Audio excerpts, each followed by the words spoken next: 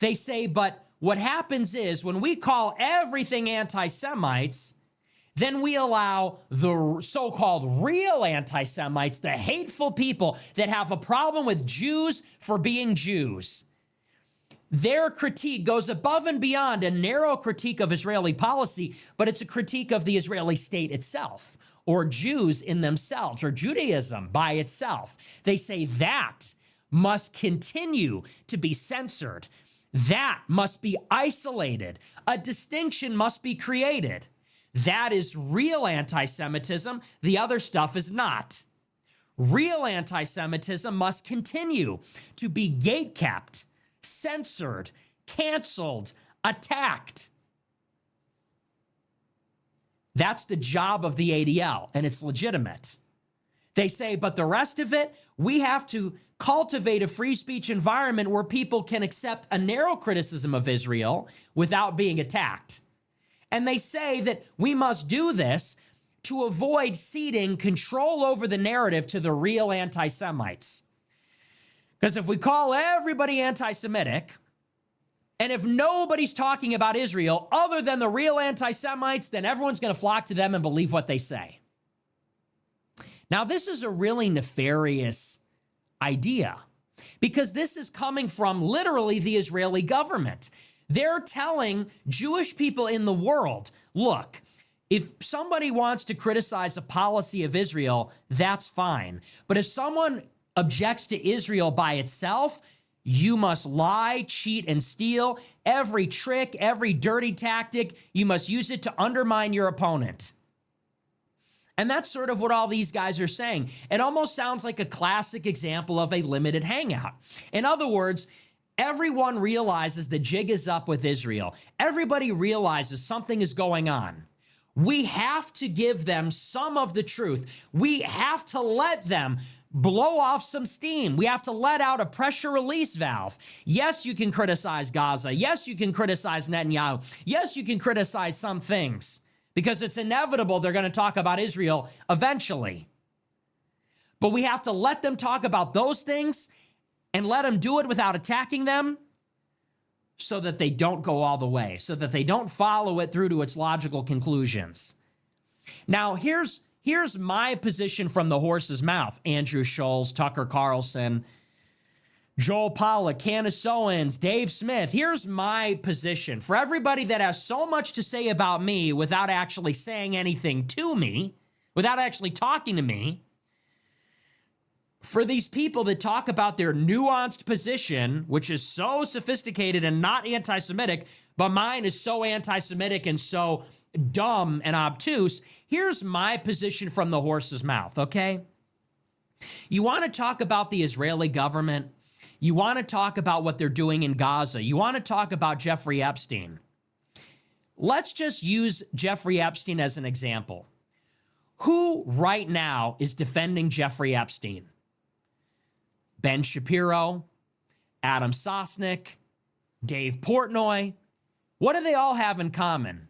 What do Ben Shapiro, Dave Portnoy, and Adam Sosnick from Patrick Bet-David's network, what do they all have in common? They're all Jewish. And every one of them is saying, I believe the Trump administration when it says Epstein killed himself. There's nothing more to see. There is no black book. There will be no further disclosures. They all say, let's just stop talking about Epstein. Why? Why are they saying that? It's because Ben Shapiro, Dave Portnoy, and Adam Sosnick are all Jewish. And because they're all Jewish, they all have some affinity with the state of Israel. Because they're all Jewish, they're all a little bit bothered by the latent anti-Semitism of everybody realizing that our government may be controlled by a sexual blackmail ring that is working on behalf of the Jewish state. And as Jews, it makes them deeply uncomfortable that the 98% of the population that isn't Jewish is realizing this. So they want to convince their audience, everybody, let's just forget about this. Let's forget about the Jewish-Israeli blackmail ring that is running our country that might generate negative attitudes towards Jewish people. And they say this because they're Jewish. Now, I think that's a fair assumption to make. Why is Ben Shapiro loyal to Israel? Because he is Jewish. Israel is the Jewish state. Why is Dave Portnoy loyal to Israel? He is Jewish. Israel is the Jewish state. Why was Miriam Adelson and her husband, Sheldon Adelson, why are they loyal to Israel? They are Jewish. Israel is the Jewish state. Now, none of these people were born in Israel. None of these people live in Israel. None of these people, as far as we know, work for the Israeli government. As far as we know, they're American citizens. They live in America, born in America, raised in America. Ostensibly, they wave the flag. They say they're patriotic. They participate in our system. And yet, by virtue of being Jewish, obviously they have affinity with Israel. Just like a Chinese person, maybe they never set foot in China, but probably they have some loyalty to China. Many of the anchor babies from Mexico have loyalty to Mexico. They speak Spanish, they wave the Mexican flag, they cheer on the Mexican soccer team. We all understand this principle. We all understand it with anybody else. We understand by any first or second generation immigrant has loyalty with their home country. And with the Jews, it's very profound. Their sense of identity is very deep and very salient and very important. And you could argue maybe even more profound. You could say they're more tribal than almost any other group. And the international Jewish community, their identification with the supranational Jewish community is unique. And it's unique because they were a stateless people for so long. Jews identify with a global Jewish community more so than Polish people, Irish people, German people. Because unlike all those other groups, Jewish people did not have their own country for 2,000 years. They were persecuted by almost every country for 2,000 years. And so they have a very profound and unique and deep and salient sense of a loyalty to a nation higher than the country in which they reside, and that is their Jewish nation. These are all logical things. Is this creepy? Am I creeping you out? Is this hateful? Am I foaming at the mouth, veins bulging? Is this anti-Semitic? Well, it depends on your definition. According to the Holocaust Remembrance Institute, if you say that Jesus Christ was crucified by Jewish people, that's anti-Semitic. So who even knows what that means? Needless to say, though, all these things are true. Now, given what I've just said, isn't it fair to say that what is going on with Israel and the United States goes above and beyond a government policy? These influential people in our country, billionaires, podcasters, influencers, bankers, Hollywood celebrities, talent agents, politicians with dual citizenship, they all have loyalty to Israel by way of their ethnicity, by virtue of Jewish law, which says that their Jewish heritage is passed down matrilineally, and it makes them Jewish by ethnicity. Maybe none of these people have anything to do with the Israeli government. They have nothing to do with the specific policy of the Israeli government or a particular politician in the Israeli government.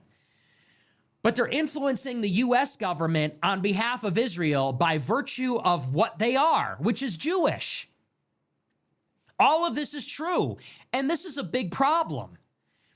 AIPAC, Shapiro, Jewish media, Jewish influencers, they have pushed America to war on a not insignificant number of occasions in Iraq, in Syria, in Iran, in part on the basis of this loyalty. They have pushed America to pass anti-Semitism laws that restrict our freedom of speech. And the list goes on of the ways in which our society has been influenced. And this has everything to do with the fact that we have a very powerful Jewish state, we have a very powerful Jewish elite in America, and obviously there is a mutual affinity here between these entities.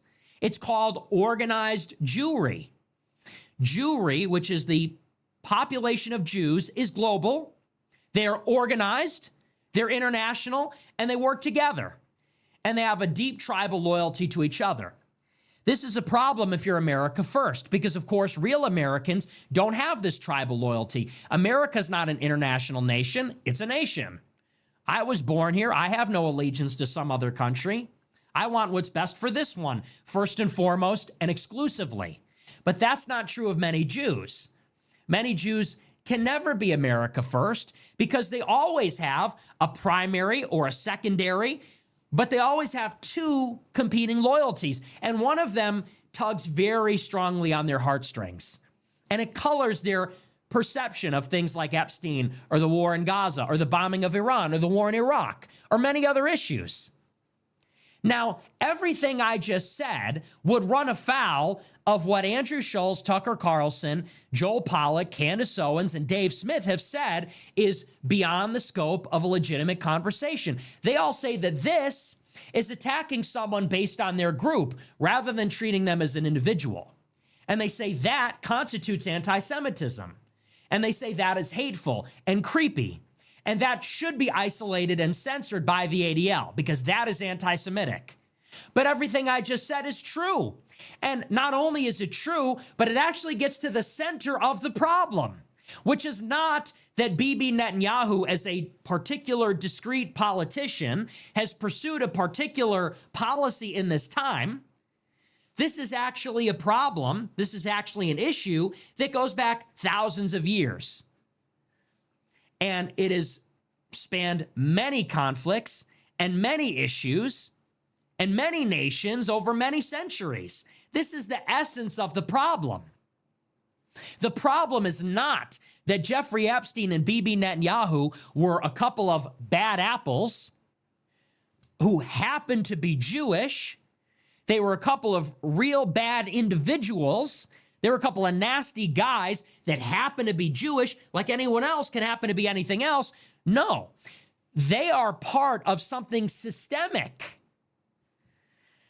And the systemic problem is that as long as Jews are a diasporic people with a long history of persecution, with a deep tribal loyalty that is international, supranational, meaning above the nation, they will always harbor distrust of their fellow countrymen, paranoid about a potential rise of anti-Semitism, paranoid about another Holocaust, another Kristallnacht, another Inquisition, another Pale of Settlement, another expulsion, another pogrom. And they will always, and reciprocally, have a deep loyalty to each other, within the nation, outside the nation, to the state of Israel. And as long as those people don't have power, maybe it's not a problem. But when they enter the highest corridors of power, when they're billionaires, bankers, when they run the media, when they have major influence over the big decisions that affect everybody within the country, and they harbor these feelings, the distrust, almost to the point of hostility, animosity against the rest of the population of the country in which they reside, and at the same time, a dual loyalty, which might be primary or secondary to a Jewish nation, then it becomes a real problem. And then you realize, actually, Dave Smith, the war in Iran is not a mistake. It's not useless. It's very intentional and it's very useful. The question is, by whom and for whom? This is where I disagree with a Jew like Dave Smith, who says, I follow Ron Paul. These wars are a big mistake. These wars were a big mistake and they were dumb and they cost America money and we shouldn't have gotten into them. Well, no, they weren't dumb. They were very smart. They were very smart for Israel. And they weren't useless. They were useless for us, but they were very useful for Israel. Now, why did we get a war that was useful and smart for Israel, but dumb and detrimental for us? It's because we have a system that is influenced by Jews that are loyal to Israel. And we went into that war because those people are too powerful. They have too much influence. If they can make us go to war on their behalf, they have too much power. That goes without saying. If another country has so much power over us because it has infiltrated us, because it has subverted us, if it has so much power over us that it can make us kill and be killed on its behalf, then that group, that country has too much power. Is that hateful? Is that creepy? Is that anti-Semitic? Well, you know what? It might be anti-Semitic, but it's true. It's true, and it's logical.